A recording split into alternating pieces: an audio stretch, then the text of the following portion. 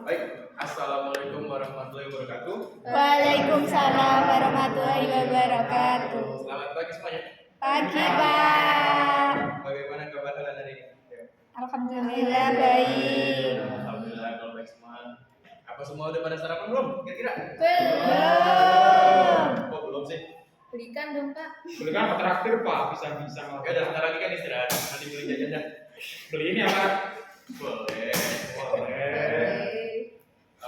Baik, sebelum memulai pelajaran pada pagi hari ini, mungkin di sini ada yang mau memimpin doa untuk bersama belajar.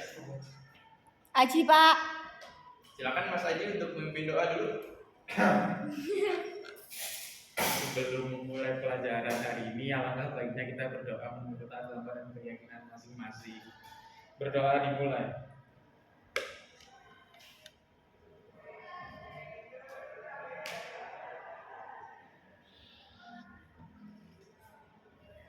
Berdoa selesai.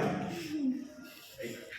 Terima kasih Mas Aji telah memimpin doa sebelum mulai kelas.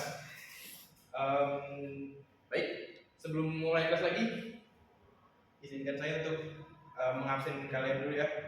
Sebelumnya yang saya panggil namanya harap memberikan respon. Yang pertama, Aji Prasetyo. Hadir. Kedua, Faiz Mu. Hadir. Vera Arum. Hadir. Heru. Hadir. Mei Wahyu. Hadir. Febriansa. Sakit, Pak. Sakit. Oh ya, jadi tidak hadir cuma Febriansa ya? Ya. Apa sudah ngirim surat atau belum? Izin di grup, Pak. Oh di grup, nanti saya cek kalau gitu. Ya, kan kemarin izinnya ke Bapak. Ya, lebih kan Bapak Mas. Oh iya Pak. Iya, katanya, Pak. Oh iya, nanti saya cek ulang kalau begitu. Baik, untuk pembelajaran pagi hari ini kita akan membahas tentang dinamika litosfer, yaitu tentang tenaga endogen dan eksogen. Jadi untuk diharapkan kalian semua ini bisa mengikuti pembelajaran hari ini dengan baik dan partisipatif dan aktif. Kira-kira kan?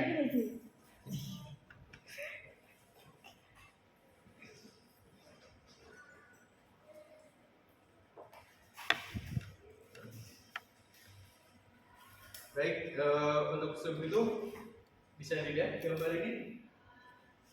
Kira-kira mana yang tersebut gambar dari tenaga endogen dan mana tenaga eksogen? Ayo bisa dijawab mungkin dari dua gambar ini.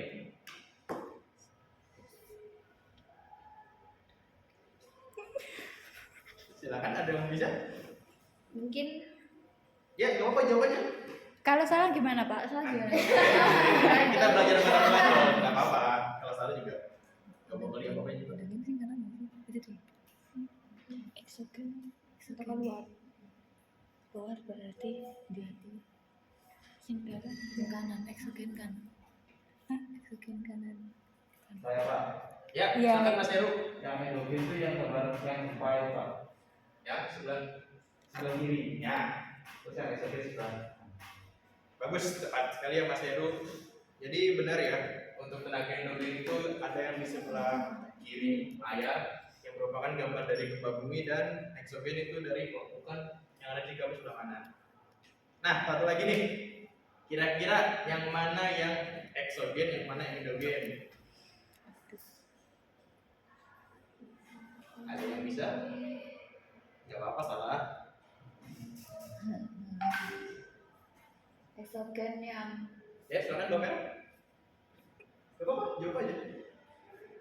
eksogen yang kanan, kiri, Ya, eksogen yang kiri. endogen yang kanan. Ya, nah, jadi bisa dilihat ya, untuk yang eksogen itu merupakan dari proses mass wasting atau bisa dibilang kayak longsor. Oh, itu longsor, Pak. Ya. Itu longsor.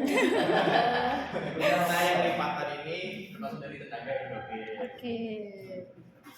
Nah, jadi tenaga endogen sendiri itu adalah tenaga yang berasal dari dalam bumi.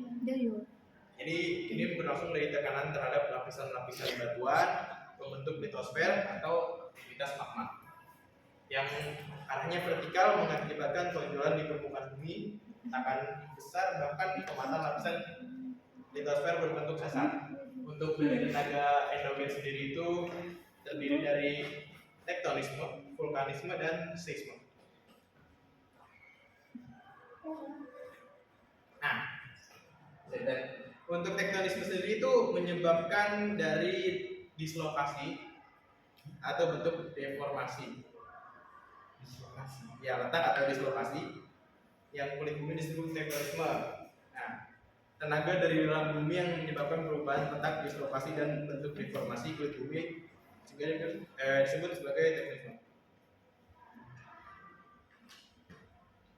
Nah, tektonisme sendiri itu dibagi menjadi dua, ada yang epirogenetik dan orogenetik. Nah, epirogenetik ini cenderung lebih lama atau lebih lambat berlangsungnya dan mencakup dengan area yang besar. Contohnya itu ada di epirogenese positif dan negatif. Yang positif itu biasanya cenderung permukaan daratannya itu cenderung turun, jadi terlihat seperti lautannya yang naik, padahal tidak, padahal daratannya yang turun. Nah, kalau yang epirogenesa negatif itu daratannya yang naik, terbaliknya. Nah, kalau untuk orogenetik itu gerakan atau pergeseran lapisan gerak bumi yang relatif lebih cepat dan berlangsung lebih singkat daripada epirogenetik dan mencakup area yang terbatas. Nah, untuk contohnya sendiri itu seperti adanya patahan dan juga lipatan.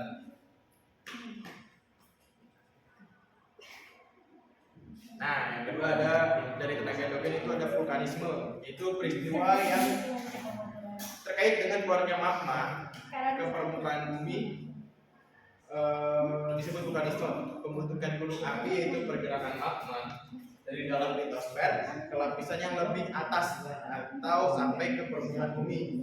Ada dasar peristiwa vulkanisme. Jadi tenaga dari dalam bumi yang menyebabkan perubahan letak atau dislokasi disebut vulkanisme. Selanjutnya yang terakhir dari tenaga endogen itu adalah seisme. Seisme atau gempa bumi adalah getaran dari permukaan bumi terjadi karena pergerakan lempeng bumi atau kerak bumi. Jadi gelombang seismik disebabkan oleh pelepasan energi yang tiba-tiba. Untuk contohnya dari seisme sendiri itu adalah runtuhan, yang maksudnya dari batuan-batuan besar yang jatuh ke bawah atau mungkin dari dalam gua. Terus ada gempa vulkanik yang bisa disebabkan oleh gunung berapi, meletus, dan gempa tektonik yang biasanya terjadi karena ada pergeseran lempeng. Nah, sekarang kita masuk ke tenaga eksogen. Tenaga eksogen atau tenaga yang berasal dari luar bumi. Ini luar buminya bukan dari luar angkasa ya, ini luar bumi, di atas permukaan bumi. Jadi bekerja di permukaan dari unsur atmosfer, hidrosfer, biosfer, yaitu antara air, angin, organisme, sinar matahari, dan es. Contoh dari tenaga eksogen itu ada pelapukan, penyikisan, sedimentasi, dan moss posting. Nah, bisa lihat dari gambar batu yang melapuk itu kira-kira itu pelapukan itu karena apa?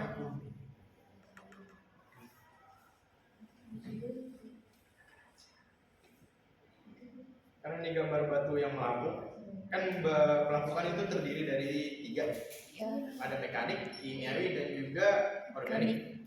Nah, kalau untuk batu ini sendiri kira-kira dari pelapukan apa? Ada yang bisa jawab mungkin?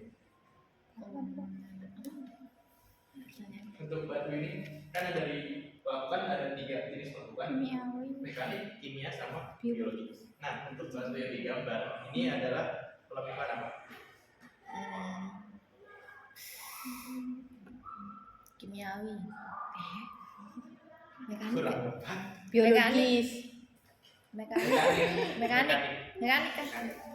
Jadi yang benar adalah ini proses dari pelapukan mekanik, karena itu terdiri dari seperti sinar matahari yang angin sehingga menyebabkan batu ini menjadi lapuk atau keropos berbentuk. Bedanya pelapukan ketiga dari ketiga itu apa, Pak? Apa? Bedanya, Oh, perbedaan. Iya. Untuk melakukan mekanik sendiri itu biasanya karena adanya sinar matahari atau komponen lain. Nah, untuk kimia itu biasanya karena air. Oh iya. Nah, untuk yang biologis atau organik itu biasanya karena tumbuhan atau lumut atau akar pohon lah.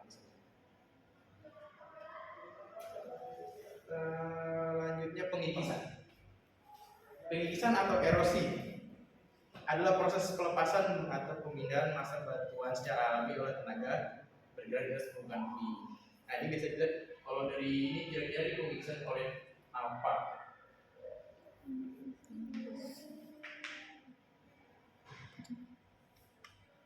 Nggak tahu Pak. Nggak tahu ya? Belum belajar sih, nggak apa-apa.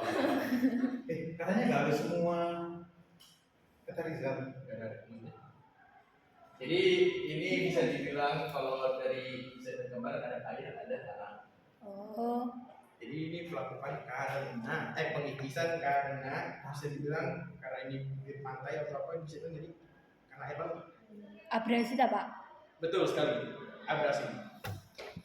Pengikisan karena air laut disebut abrasi.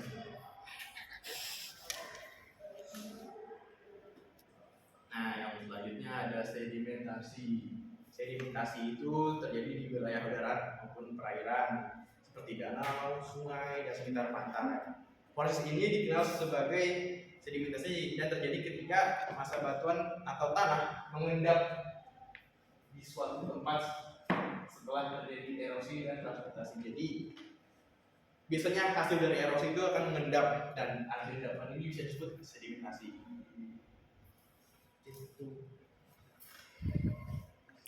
Nah, yang terakhir, mass posting atau bisa disebut sebagai gerak tanah atau pemindahan massa batuan karena gaya berat.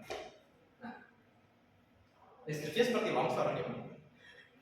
Jadi karena adanya gaya berat dan beban tanahnya tidak kuat menahan, jadi terjadi aja seperti mass posting atau landslide atau longsor bisa dibilang. Nah, mungkin itu saja. Apa ada pertanyaan mengenai materi pada hari ini? Belum ada Pak. Belum ada. Ya, belum ada. Berarti kira-kira sudah jelas semua ya mengenai Iya, insya Allah. Insya Allah. Baik, kalau gitu saya menanya. Nah, pertanyaannya gampang aja. Kalian Gimana? contoh dari Coba menurut kalian, contoh dari tenaga endogeen itu ada apa saja? Ayo ada yang bisa nggak? Tadi baru sudah dijelasin. Iya. Ada vulkanisme, tektonisme, seisme. Ya betul. Nah, yang kedua itu kenapa bisa terjadi tenaga endogeen? Ingat-ingat tenaga endogeen itu terjadi di mana? Karena tenaganya itu berasal dari dalam bumi, jadi menyebabkan perubahan tektonik bumi. Betul sekali. Jadi karena ini tenaga endogeen dari dalam bumi, yang biasanya terjadi karena arus konveksi di dalam mantel bumi, yang menyebabkan pergerakan lempeng yang akan mengakibatkan dari tenaga endogeen tersebut seperti adanya vulkanisme, seisme, dan juga tektonisme. Mungkin karena semuanya sudah paham ya, semuanya kira-kira ya. Iya Pak. Iya Pak. Yang benar ini semua udah paham. Sudah.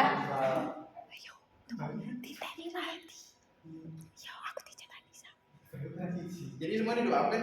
Kalau gitu, ya sekarang belajar kenapa? Apa? Oh, bukan.